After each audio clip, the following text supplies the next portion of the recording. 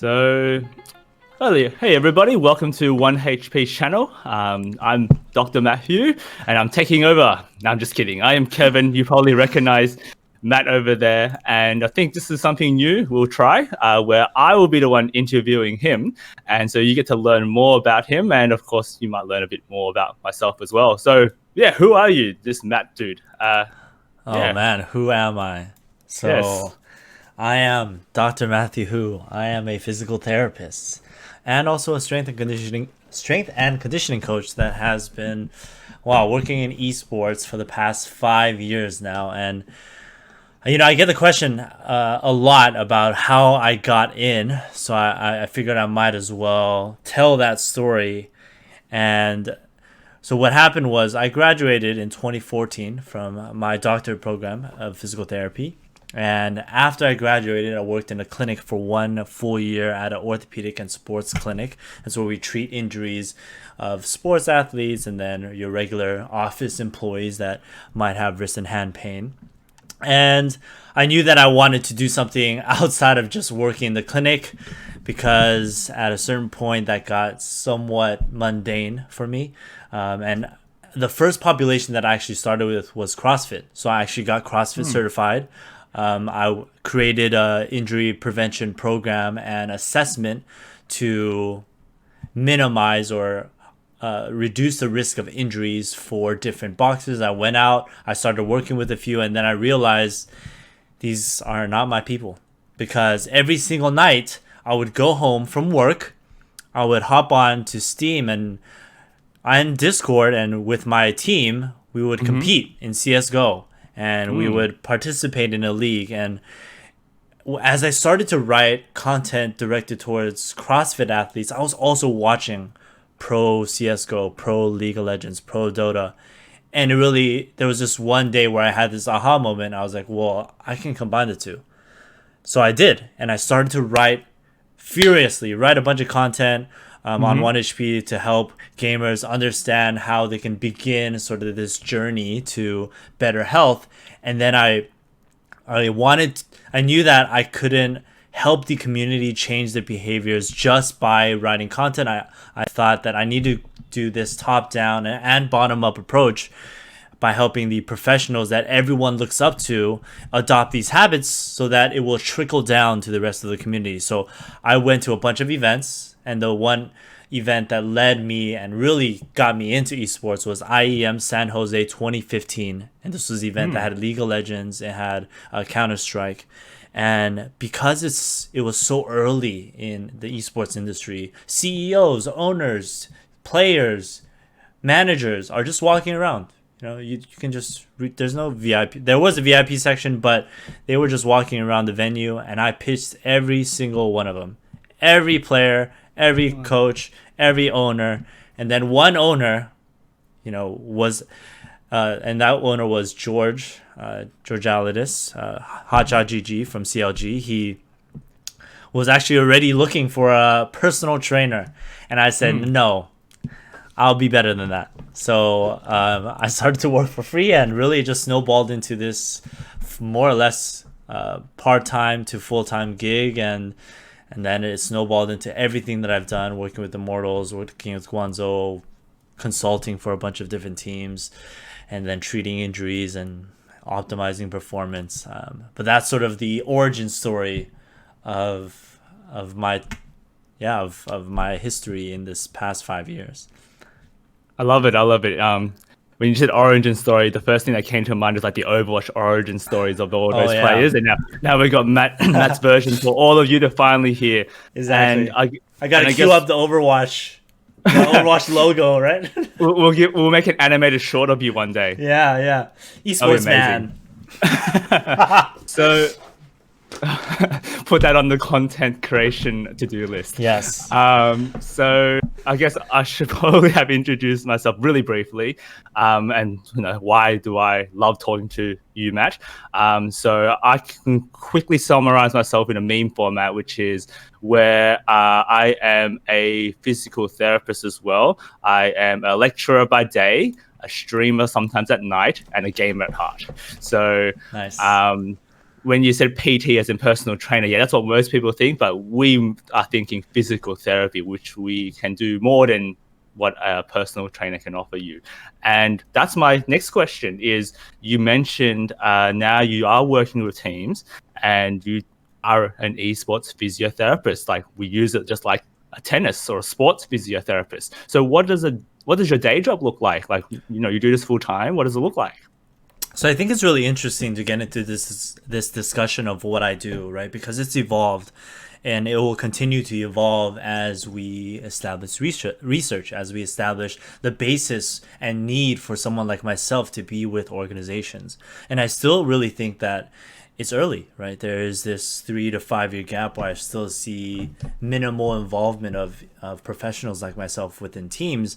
But what I do now is a combination of everything that a physical therapist would do in a traditional sports sense, as well as designing programs to optimize their physical condition to allow them to perform at what would be their 100%. And not only that, sort of holistically approach their health in a way of optimizing their nutrition, their sleep, and all of their behaviors and lifestyle around playing. So while I would like to say I am primarily an esports physio, the jobs that I typically take on are esports medicine and performance. And you can think of it as I create these structures for professional organizations to assess the needs of their athletes, identify if they're medically clear to participate in whatever professional game that they're playing. And then once they're cleared, we work together to design a program that will help them move forward in these respective spheres of performance, whether it be physiology, whether it be technique of their specific game, whether it be mental performance, right? And while I am not in any way a clinical psychologist or a nutritionist, my background is also in strength and conditioning, so I have a little bit of the expertise where I provide this holistic program, but my goal is to eventually bring in other experts so that I can leverage their expertise to help all of these athletes across the different esports titles to improve their overall wellness, improve their overall management of their behavior so that they can be at 100% versus where I feel like a lot of players right now are only 80% of where they can be if they optimize their sleep, their nutrition, their self-care, their mental performance, their approaches to practice. There's so much left in the tank for improving performance, and I think it's so great that there's so many individuals like yourself and among others starting to get into this. So yeah, I guess from a big picture perspective, that's sort of what I do on a day-to-day. I'm meeting with players, I'm observing practice, I'm working through on a weekly basis any injuries that an athlete or player might be dealing with, following up with them on a regular basis, training with them on a regular basis, and then working with the coaching staff as well as the upper level management to institute or create these structures, whether it be health standards, whether it be load management questionnaires, or even behavioral questionnaires that we're trying to help them adopt better habits. I call it the S-class habits questionnaire, right? Where we ask them to be a little more reflective in some of the things that they do on a regular basis so that they can begin to be more proactive themselves. So there's a lot of those kind of things. But that, in a nutshell, is sort of how I function in a professional team environment. Yeah. And just to kind of paint, because obviously, because esports is, even though some people from the outside might think it's a very niche area, when we talk about esports, there's tons of different video games, and you mentioned some, and obviously they have different things that people would do mechanically, meaning the body. Yeah, so what particular games are you kind of focused in your work at the moment?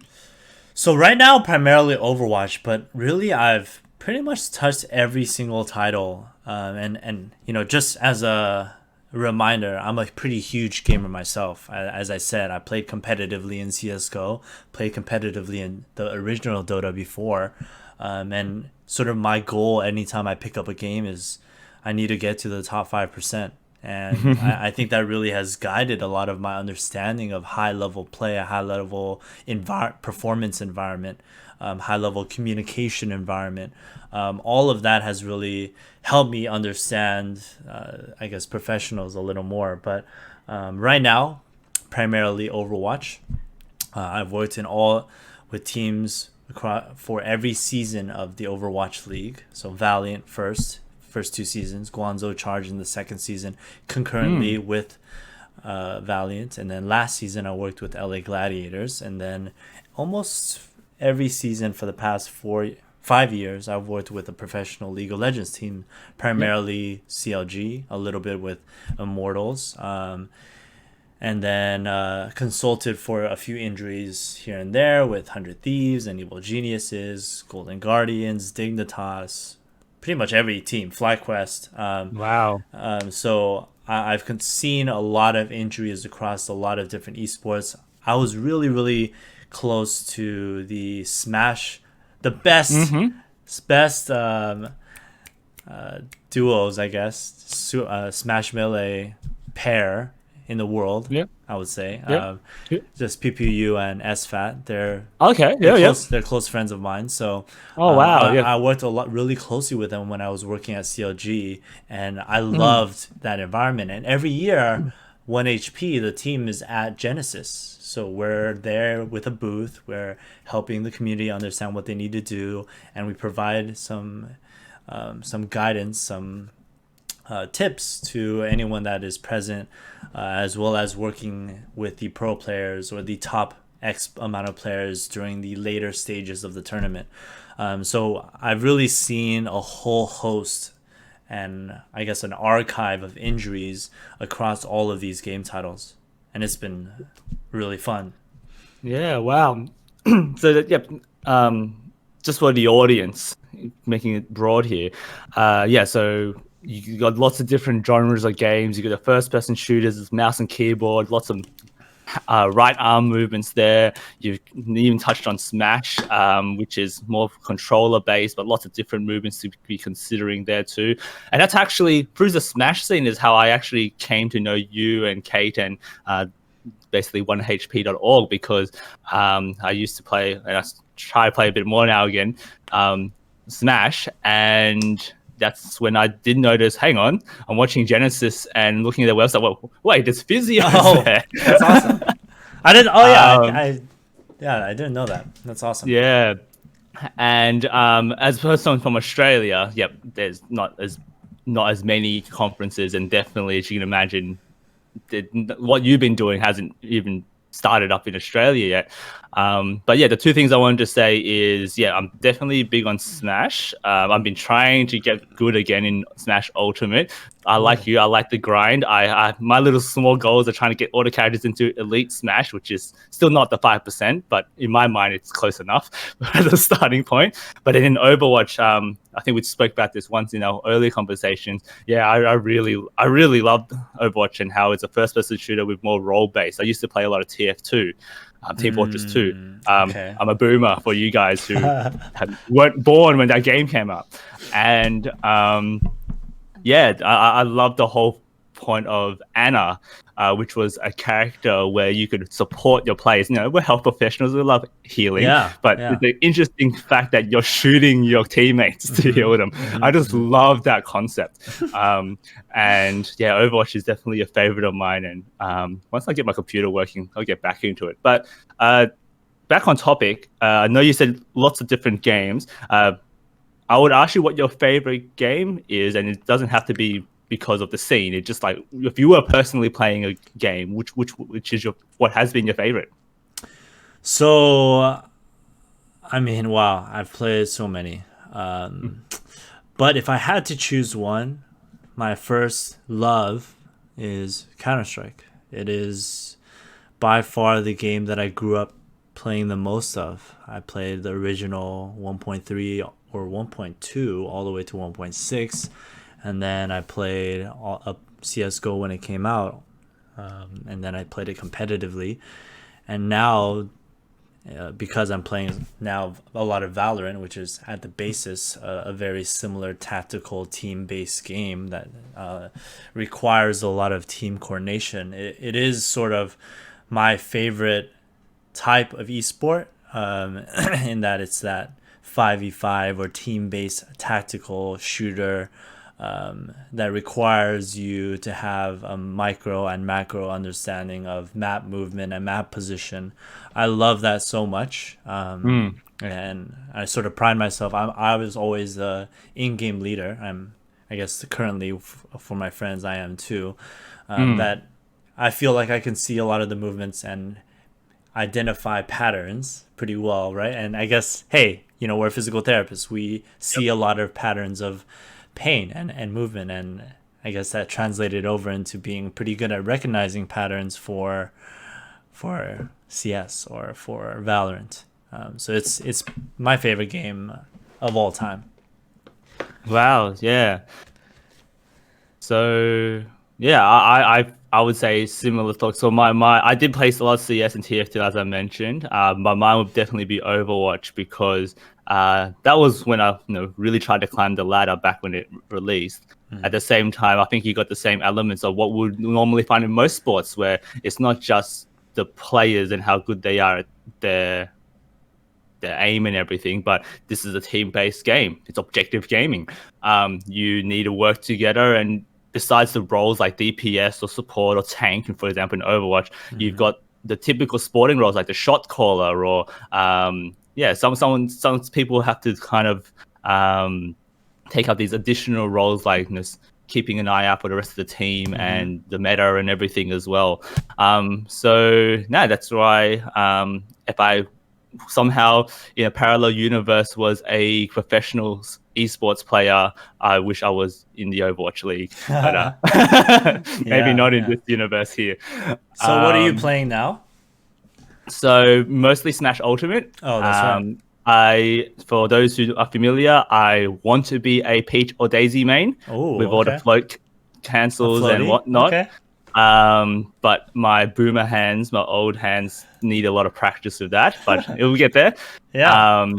And for those who really are into Smash, I played all the ones, but mostly Melee and Ultimate. And back in Melee, was Falco, but I was nothing to really look at because I could half consistently wave dash, but that's it. Yeah. I remember I tried to learn all the tech when I was working a lot with Kevin and Zach, and I would I was trying to pick up Falco, but I also really enjoyed Link, and I really wanted to try to make Link combos work out. But yeah, I love that game. It's one of the greatest games ever. It's so satisfying when you land those combos. Oh my god! And and the commentators I watch Hungry Box on Twitch all the time. He probably never knows that because I'm just lurking there, but I just love it. Maybe he'll notice me now. I don't know. We'll see. So back onto what you do as a physiotherapist, but as you said, like a performance specialist or manager, because if we look at our traditional sports like football or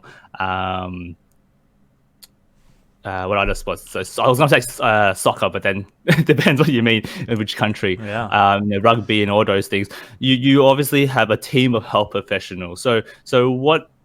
So I would just say, you might have a sports physician, even a sports orthopedic surgeon. You would have your physios. You might have dietitians, personal trainers, coaches. So they got everything in those sports. What's it like in the esports scene now? Which parts do they have and they don't have? And I know you touched on it before. So there's a gap. And what are you having to try and fill in because based on the current structure? So I would say in the current state, we are at the state where we're hiring, and I would say the majority of organizations are not or haven't yet looked into establishing a system for their athletes, and instead are more hiring these professionals to bandage or address issues as needed. So clinical psychologists are definitely very popular because there's a lot of mental performance, mindset, mental health issues prevalent in esports. Although I do feel that they're not being utilized correctly because they're not supported in a way to make this long lasting impact with the player. And even so, these players who have shorter term contracts with low job security because of that, depending on the esport that you play, they might not want to buy into working with the psychologist or even someone like myself. And that obviously makes it harder for us to do our job. But I would say that's sort of where we are at the current state, although organizations, leagues, high schools, college scenes are opening up more to this idea, but have yet to understand sort of the potential fiscal benefit or financial benefit in that. Hey, if we develop your players or prevent injuries, one that can allow them to actually play and save you guys the money of having to pay someone that is just going to be sitting on the bench due to injury, or maybe you won't win because they have these small proprioceptive issues or subtle issues that, because they're not properly addressed through injury management or rehab, it might affect their performance. And I think secondly, if we develop them thoroughly as players and they increase their value objectively in the following season, and tactical might be a good example in League of Legends in this past year, but I'm sure there's many more. And I guess even for Overwatch League, Kevster, who is a part of the LA Gladiators last year, he developed a lot, and maybe now is worth a lot more, and organizations make that difference in value. So I think that's something that's not yet truly understood, and even if it is, it's something that they might not necessarily want to commit to because of the state of, I guess, finance and revenue generation in esports at the moment, in that, hey, it might not be profitable, so why do we want to commit extra resources, and do we even believe in this? So there's a lot of barriers that I think we need to address before there can be more individuals like us working at a more foundational level in the scene versus superficial, just bring them on to address injuries. Yeah, and I think it's not a struggle just for esports. I think it's been a struggle for sports in general, where people do come up with great injury prevention programs which do work.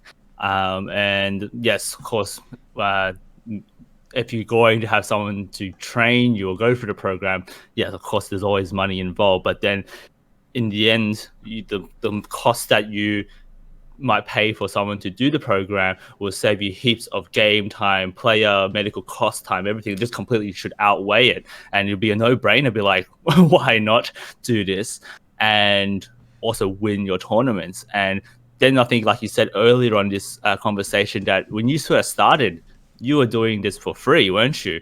And what was the reception like? I think you said I think the name was George. Was it that finally was really taking you on board? But what was the original kind of reception like in terms of how many people did you talk to before one even bothered to listen?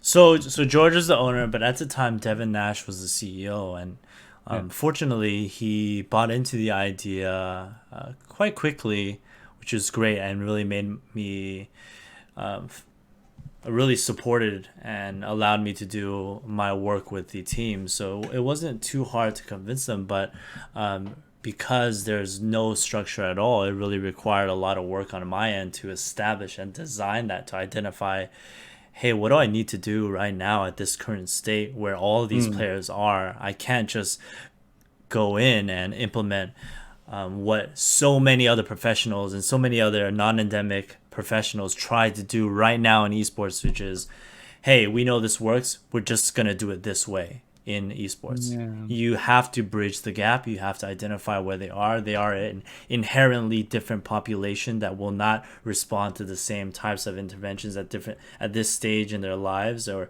at specific stages in their lives once you identify that need. So you have to be able to pick and choose which things you want to work on with them, and then establish those structures to allow that to happen. And organizational buy-in and league buy-in is one of those big things. Yep.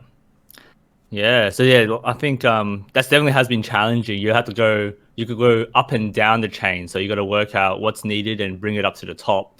At the same time, you're trying to work with the top to kind of eventually bring down to the players what they might need, or what might should be considered. And I guess from a researcher and a physical therapist point of view, for the general public listening here, we normally, when we manage people with, say, back pain or neck pain in the broad population, we know what we're doing because there's research papers looking at many people with back pain and going, well, this works and this doesn't work, or this might work if it's done this way, etc. That we've got a very new kind of field of work here with the esports. So where do you draw all your information to kind of go, well, this should work for this CSGO player, for example? Yeah, I think that's a really good question, because as we both know, there's pretty limited evidence currently to support anything at all in esports. How do we know if this will work? And like I mentioned, there's definitely things that we can take from traditional sports. There's definitely things that we might be able to take from office work and even ergonomics research. But at the very basic level, no, regardless of what research is out there, we have to understand the esport in general, right? We have to do a needs analysis. We have to do a movement analysis. We have to understand the technical analysis of the techniques within the respective game. A Super Smash Brothers doing wave dashes versus Fortnite building is going to be completely different in terms of physiologic demands on your body. So we need to be able to identify those. And as a result of identifying those physical stressors, we're just using first principles. Hey, they're anatomically going to be utilizing this portion of their forearm or this muscle group very frequently. And as we know, with repetitive use in work injuries and musician injuries and any sort of hand manipulation profession, it's common that tendon issues develop. And it's a combination of understanding some of that research and also seeing it firsthand and treating it firsthand to identify, hey, this is really what's going on in esports. And I did a little tweet today, but it's something that I've pushed or try to push so hard in this community, is that it's probably not carpal tunnel syndrome. Right? The very first thing that people encounter when they research online is they look up wrist pain, boom, 17 articles result of carpal tunnel syndrome showcasing, hey, you might have numbness and weakness and you have to get surgery, and everyone gets scared. But I'm trying to change that, hopefully, to help people understand that instead of carpal tunnel syndrome, it's actually forms of tendinopathy or forms of tendon irritation that are causing that pain. And then depending on what you're doing, there's different levels of stress on those muscles and tendons and local joints that we have to address. So how I've typically approached this has been doing this first principles analysis of all the gaming, leveraging my understanding of high level play in Counter-Strike and League of Legends and Dota and Overwatch and Valorant, whatever, and then utilizing research from traditional sports, my background, everything that we learned in physical therapy school, ergonomics, to make better decisions about what we can intervene with. Because the ergonomics, yes, it's a good starting point. And let me actually just change the battery to my headset because it's running out real quick. But while ergonomics ergonomic research is a really good starting point, we have to realize the demands are going to be completely different, right? We use these mechanical keyboards, the distance traveled and the muscles utilized to perform these distribution of movements with keybinds and mouse binds.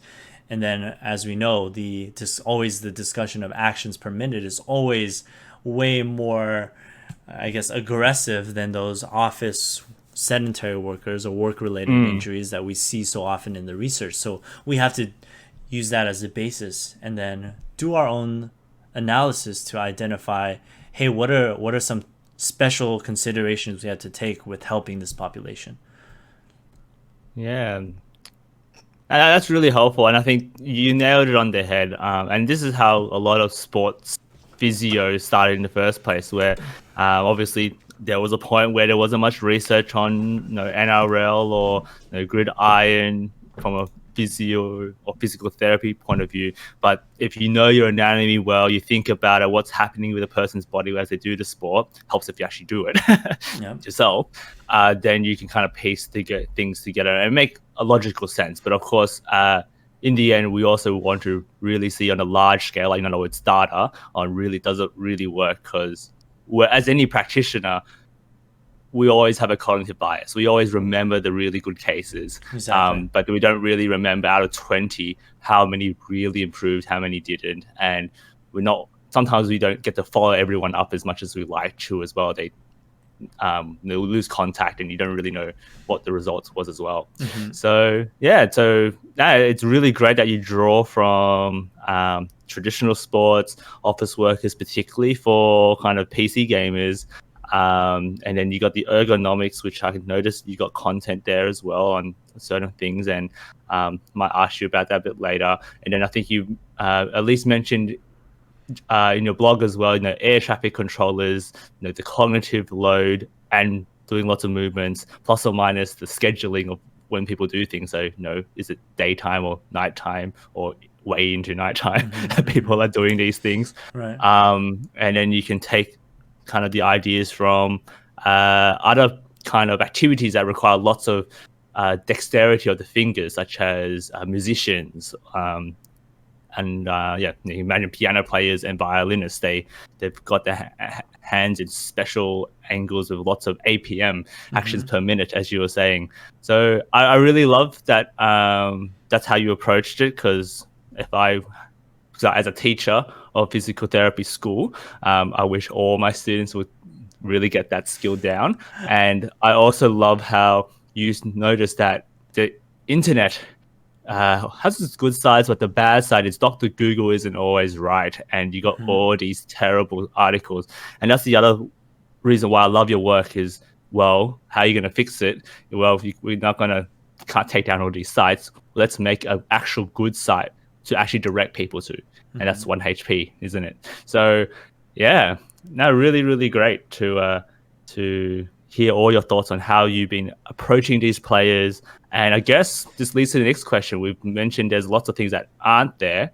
I'll give you an option. Instead of saying one, I'll say if there was 3 top research projects or ideas that either you or you get someone in the world to do in this esports scene. So something that obviously you're passionate about, but there's no one information on how it works. What would those, let's say, 3 projects would be? Well, I think I'm biased now that we've had that recent conversation with Leslie, but I do think one of them is just kind of establishing the prevalence, establishing the true need. And while I've done a lot of informal surveys to identify that this is indeed an issue, I'd love more, I guess, solidified backing in terms of data to support all the work that we're doing and wanting to do. But outside of just showing the need and showing the basis, I do think there's quite a few interventions I'd love to really get into. One of them being, well, maybe assessment. We'll talk about one assessment idea and one intervention idea. But the intervention idea, I really have been interested in blood flow restriction, as well as Ebony Rio's tendon neuroplastic training. But blood flow restriction specifically, I think, can be a really great tool to more efficiently help athletes return to playing maybe more quickly than other more traditional methods, although that is still, I guess, subject to discussion based on any research. But I think with the current understanding of how it might help create metabolic crisis and allow for increased, I guess, hypertrophy of the muscles at, I guess, in your upper extremity, then it might allow for improving the strength or motor coordination or activation of our forearm muscles more quickly than a traditional loading schema. So that's definitely another study that I'd be really interested in pursuing. I'm sure there's quite a few studies that can sprout off that one.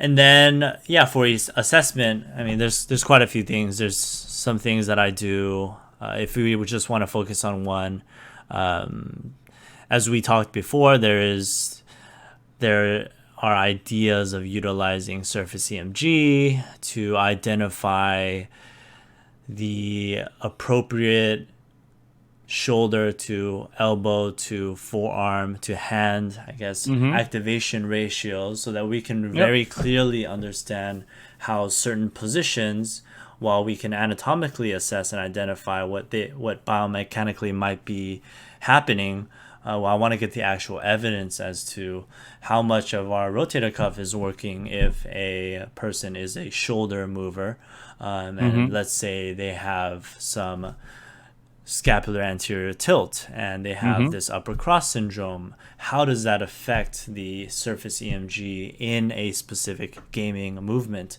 and how quickly might maybe your forearm muscles fatigue due to what we understand to be sort of the fascial connections of the wrist extensors, maybe down to or all the way up the kinetic chain into the rotator cuff muscles. So those are really interesting thoughts and ideas to me, because those are all theories in my head, and I've seen I guess positive results based on those theories in my work with gamers. But again, it's all probability. It's just in the end, it's my belief and analysis and theoretical principles that I'm basing this off of, but I love some research to support that. No, and again, it's back to first principles. So you say you got some with thumb pain, and I guess the first thought is, yes, what's happening at the thumb? But then you want to think broader, like what's happening in the whole body that's making the person use their thumb in a certain way. And like you said, you could be thinking about anywhere up the chain, not just the wrist. You can go up to the elbow, the shoulder, and technically you can go from all the way down to their feet because they're seated. But start with that first, and it's definitely an idea that makes sense, because in office workers, they do see that that's where a lot of ergonomics products base it off. That, though I do have my thoughts on how important it really is or not and how accurate it is, the whole idea of trying to see how the body is moving in space as a whole to kind of also feed into a specific common problem people might have, which is a lot of wrist and thumb pain. So yeah, and I think, like you said, there's so many ideas. Can you boil down to down a bit more simple, just in case we've lost some of our viewers here? What blood flow restriction and health kind of like? What's the kind of simple way of explaining why is it important? Oh, for blood flow restriction? Yeah. So basically, the intervention is a way or what they do is they attach a strap to your arm and limit the actual blood flow to certain muscles that you might be using further down the chain. And their theory behind that is it causes the muscles to have to work harder because of the metabolic or the state of the circulation or tissues in that area, and because it fatigues a little more quickly and there's that increased metabolic stress, your body sends more signals to say, hey, you need to improve the strength here more quickly than a standard sort of strengthening intervention where there's no limitation of blood flow to the muscle that can lead to more quick returns of strength than especially post-injury. Yeah, I guess you're challenging the body structures more to entice it to improve quicker. Exactly. Yeah, and I think this idea is also used with cardiovascular fitness, so heart and lungs, where Hmm. you put people or athletes in a room where there's not as much oxygen, so they challenge the cardio Right. respiratory system to make more red blood cells, for example, or adapt. So then when they perform in normal room air or outside, then I it's guess a even really great more. example Yeah. for everyone is Mm. if they watched Dragon Ball Z. Remember Yep. when Goku went into the training room and he 10x or The 100x gravity? Oh, yep, You know yep. what? That's the same thing, right? Like we're changing the external conditions to allow your body to work harder and meet the demands, meet the external demands. And Yeah. the way that blood flow restriction does that, it limits circulation, so it has to work harder. So it's like Yeah. Goku. It's like you're training harder. Yeah, I remember that scene, and also I also love the scene where I think Goku's fighting Piccolo, and then Piccolo just takes off his hat and just boom hits the Yeah. ground because it's Yes. super weighted, and then Goku has to take off his shoes. It's just you just hear like make huge holes in the ground Yeah. because that's my childhood there, just Yeah. hearing lots of grunts over morning childhood TVs of Exactly. Dragon Ball Z which has been dubbed, So but it's that and Naruto, the famous yeah. Rock Lee scene. Everyone knows that, where he drops his weights and fights Gaara. That's one of my favorite scenes. And this is why I love talking to you because I obviously know many physios in Australia, but how many know how to play video games? How many will have all this other Yeah. pop culture references to kind of bring it all together? So yeah, so we are talking about before, what research is there, how we tackle it now, and what are some ideas for future research. Um, So, what about actually tell us more about your site. So before I said it's really great that you do have this site to tell people about their conditions. Yeah, what is One HP? It's a company now, is it? So what does that involve? Yeah, so it is sort of the home base for where we want gamers to learn about their health, their wellness, how they can optimize their performance. And our big goal is to just improve the education, improve the understanding, the beliefs of the community so that they can, play more and hurt less. And then, as I said, in order to achieve that goal of pushing the envelope forward in terms of this behavior that all of us gamers have, we want to have this trickle down or bottom up, top down effect working with professional teams. So 1HP consults with all these professional teams with our staff to help all these players adopt these habits. We consult with leagues, we consult with companies to develop products. We actually worked with a company in the past to develop a forum product. I guess I can't really speak too much about it, but Mm-hmm. just helping create things that all shift the narrative of, hey, gaming is this thing that you don't really need to do anything else outside of that to take care of yourself, or there's not really that many excessive physical demands, and changing it to one where, hey, everything that we do in life has physical demands, so we need to understand those, and we need to do the things to make sure that we can continue to do those pain free, we can continue to do those happily, and achieve what we want in those respective spheres without these setbacks that injuries, physical health, mental health might lead to. And then I think sort of the last and more important thing in the past couple of years is that we want to help educate the healthcare infrastructure and education within healthcare to help them better understand what these demands are, so that all the physicians out there and the strength coaches and chiropractors and whoever who is sort of the first individual that a gamer sees knows what to do when they're encountering a gamer. They don't Mm-hmm. just provide your quick carpal tunnel syndrome diagnosis, tell them to rest, tell them to wear a brace, tell them to wear medication. That's not how it should be approached. Instead, there should be a more consistent program or structure in how we assess and analyze and work with this population, just as we do with any other specialized population. Yeah. And Actually, that touches onto the next question I had quite well. So, um, there's probably many physio students, if not physiotherapists, chiropractors, osteopaths that kind of see what you're doing and they want to get into the scene as well. I guess we can ask I can ask on your thoughts on bringing that more to light, and that could start all the way from physio school. So my first question is, are there schools teaching physios or budding physiotherapists to know how to treat kind of esports specific injuries?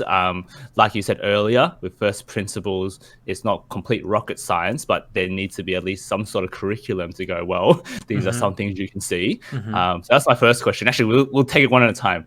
So that's my Yeah. first question. Is that happening? I don't think it's happening right now, which is why our team is looking to address that as soon as possible.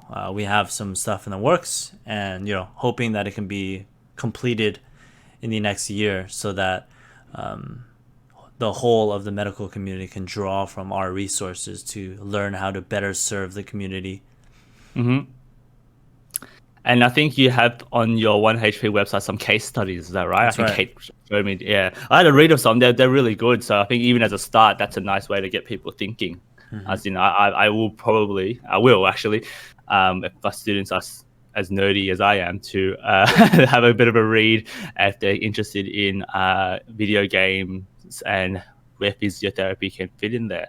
Then what about the next step? So say that people have graduated, they're working their first year or maybe a couple of years now, and they realize reliving their childhood, or they've always been playing video games, but now they want to put those two together like you have. What are your suggestions to them? So this is basically my inbox. Yes. This is basically my inbox. And now you can point them to this video. And I apologize, because I get so many of these requests, and I can't get to all of you guys, even though I'd love to. But I think the number one thing is there's so many steps and so many things that are missing in this subfield of physical therapy or health care in general in esports, and we need to gradually address those gaps together. And while 1HP is trying to do as much as possible, we're only a small group of healthcare professionals, and we need all the help we can get. And that might mean that you need to assess and identify what organizations are key positioned to provide the most highest amount of impact on cultural change, whether it be high school esports, college esports. We're looking to do a lot of work in those scenes because we know that it's very necessary to develop players' beliefs and thoughts at a young age, right? Just like in any other sport, there's going to be intramural teams, there's going to be all these teams from when they're younger, so they already know how to approach the team environment, the collegiate, the college, the high school environment. But that's not present. At least it's being developed in the past couple of years, but it's not something that's just established fully, or I guess it is now, but it's something to look into, to participate in. But while it's established, it might not have the health consciousness or the injury prevention framework that is necessary to ensure these beliefs are developed. But instead, it's still this idea of, hey, just play and you'll get better. So there's a lot of those opportunities in high school and collegiate scenes. There's ways that you can create content just to start collectively working together to educate the world about how we should be approaching this. And I would say do your research, right? Because I found that there's plenty of times people are more short-sighted in their desire and wanting to enter this space because, hey, there's a lot of money. And I just think that they should have this earnest desire to want to help, but also do the research so that you're not creating more beliefs that might be harmful to the population. I really believe it's important for us to realize with everything that we say and do and with our followers has a really powerful impact on their belief system and their thought patterns, and can really influence day-to-day, week-to-week, year-to-year decisions. So be mindful of that and create the content that's conscious of that instead of creating content to create content. Yeah, and I agree with you to so many points there. As health professionals, be it a medical doctor, a physical therapist, a dietitian, or a psychologist, my hope is that people get into those positions because they had that fundamental passion to want to help others. If you went into these jobs for money, then you probably should have chose something else. But that said, yes, you can help people on the individual level, like working as a team. You can work on a more global level, like working with groups, policy, perhaps when this actually gets enough noise to governments and industries and maybe private health insurances and whatnot. Oh, that would be really nice. But that might be a bit away from that. And you have made a really good point that just like normal sports, the players we see on TV, they're maybe late teens in their 20s, but where they started, I mean, if I look at my younger brother, for example, he's the top rank for Valorant, and it's a bit shameful for me to not know off the top of my head what that is. I think it's Radiant. Oh, cool. Yeah, and he like me, we bonded over video games, and he was always mechanically better than I was. So he was global elite for CS:GO. In Australia, there wasn't an esports org that he could go to. / he didn't pursue it as much as I guess he could have. But regardless, watching him grow up, that's where they get their skills, and that's where they potentially get in. And it might be too late to actually start managing these players when they're already in at the top. Like you said, maybe the high school level or earlier is where we start as well. So, yeah. Yeah, my bro is a lot better at FPS than I am. He used to watch me and go, why are you peaking too early? Why are you doing all that stuff? And, he's really, really good. I'm really jealous of his mechanical skills. That's awesome. Yeah. Yeah. That said, I think we should be coming to the end of our little conversation here, and I think we can talk for more, but we'll keep these videos punchy. And some more fun questions, unless you had something to ask me.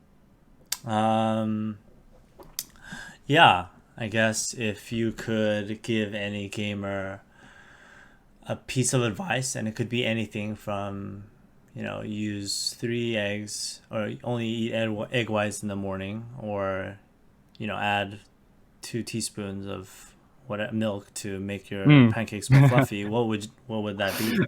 All right, I'll give you a serious one and a funny one. I'll start with the funny one. The funny one is I'll borrow from Uncle Roger, which is get a rice cooker if you like eating rice. It has changed my life as well. Definitely get a rice cooker. Don't get a pot. Don't make soggy rice. Get a nice rice cooker where you can play your games while you have your rice cooker cooking, and then you'll be done and you have to watch the fire. Anyway, that's my less serious one. And then use the finger rule. Don't do anything else. Up to here. Yeah, exactly. Use that rule only. Yep. So, and we can use that between me and you. Can say use your thumb IP joint. Yes, exactly. So we can use the anatomical name.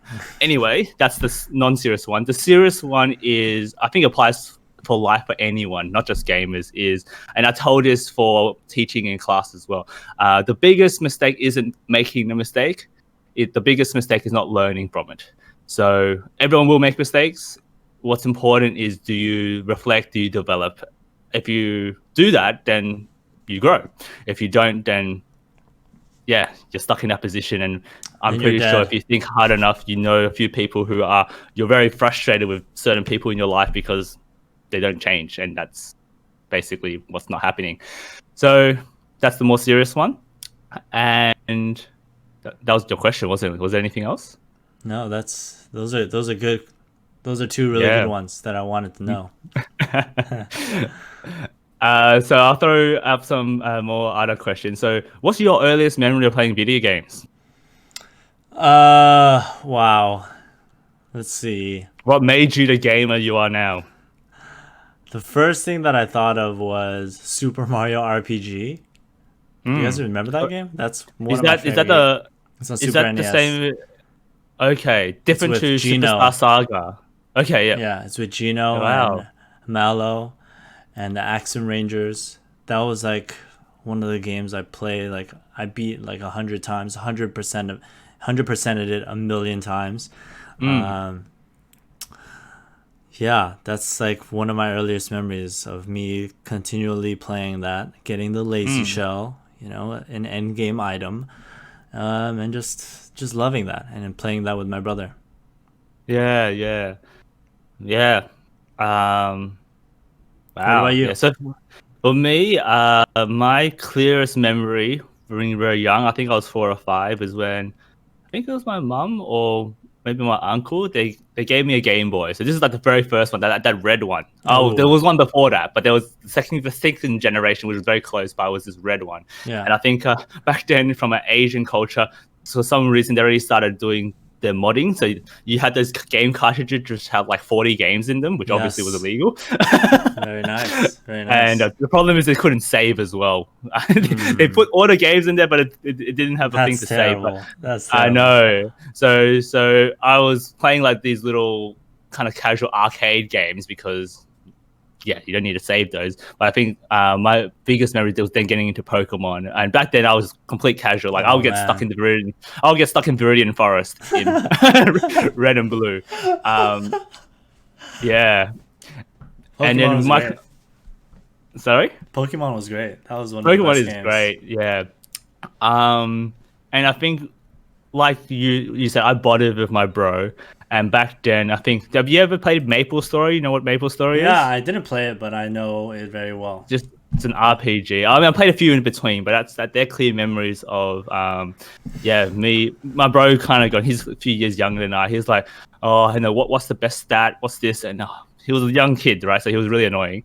And I was like, just Google it. Yeah. And then this feeds back to what I was saying earlier. Now it's the other way around. I want to learn from him. Yeah, How does he yeah, get good yeah. in games? But great. And I think we can close on that one, actually. Actually, one more thing, maybe as a punchy message to wrap up, is if you had, so for oldies, we call them billboard ads, the ones that you can see on top of a multi-story building and Hmm. have a message. If removing all barriers and imagining it could be true, because it might not be right now, what would your ideal message be? Like, for example, the world, some people will write, everyone's happy, world peace, whatever. But what would your message be? So I listened to a podcast this morning, um, Drive by Peter Attia. I love that podcast for anyone that is interested in optimizing their own performance, their own longevity. And he said this thing. He said, what was it? He said, strong convictions loosely held. And I just really like that phrase because as he described to it, really is based on this idea that nothing really, especially in science, is deterministic. Everything is Hmm. more probabilistic. And, we use science as a way to be more certain about certain things that we might believe in. But in Mm-hmm. general, I think if you just step back, it just means being open minded while having very strong beliefs about anything that you might do or anything that you might believe in, because in the end, it's always going to be this probability of whether or not it's true, and it's better to be open minded so that you could make better decisions about across different situations of your life if you have this loosely held mindset for a lot of your beliefs. Not that I'm saying you should just believe everything that everyone else says, but you should Mm. understand the basis of where they're coming from and understand the whole body of knowledge before you make your actual conviction or you have actual belief about a certain topic. Instead of, Yep. for many individuals, I think they just take what the authority says, take the authority Mm. trigger, and just say, and it's understandable, right? It saves us time. We have an influencer that we trust. They tell us Mm. about something, and human nature says, "Hey, won't take as much cognitive energy to learn about it, so I'll just believe it." But Yeah. that's where it means taking and doing the hard work. if you want to progress, if you want to develop, if you want to be a more, I guess, thoughtful person about how you approach life and how you approach different things in life, then it's important to do your own research and understand in more depth about various topics. So Yeah. And that was great. I would love to steal that billboard idea. So you touched on one key point of research, which is in the end, it's actually based on statistics, which is probability. So you're right, it's not definitive. And there are some things we thought worked a long time ago in healthcare, like not moving at all for your back pain, which has my now been God. completely turned around because Exactly. of new research. That's just one example. And in the end, I think what you're trying to say is, yes, you can just be critical. So yes, you can see the point of view, but in the end, be critical of the evidence, make your own thoughts about it, and be prepared that it could be different, or what's there in front of you right now might not be the actual truth or the answer. That applies to science, applies to many things. I really like that, what you Yeah, just shared yeah. there. Mm. Listen All to right, that well, podcast. 1HP podcast coming up, is there? Right. I think we'll wrap up, and I think this is a bit odd putting this on your own channel, but just in case this is the only video and the first video that people have seen, where can we find you, Dr. Matthew? Oh man, if you stumbled upon this somehow in some random sphere or corner of the internet, you can find me on Twitter at HP for Gamers, on TikTok at HP for Gamers, and just on 1-hp.org. That's our website. That's the home base for healthy gamers. And then I'm sure you'll see a bunch of my videos on YouTube if you just look up 1HP. Yep. And that is all of the resources. We're spread out. If you want funny content, you go TikTok with that. Yep. I've been loving those TikTok videos. I love it when you even have those, you go with the music, you do some few dance moves. I think it really captures the attention, and then hopefully they get the key message that comes Right. with it. That's my hope. That's my belief. Yeah. Cool. So I think we'll wrap up there. So really great to speak to you, Matt, and having people watching your channel, and they've seen other videos of you already, to actually know more about you. And it's definitely been a pleasure, and definitely happy to chat more online or offline. Yep. Thanks for taking the lead. And yes, he will be featured in many more series in the coming weeks to months to years until we're old. So, look out for those. But yeah, thanks everyone for tuning in.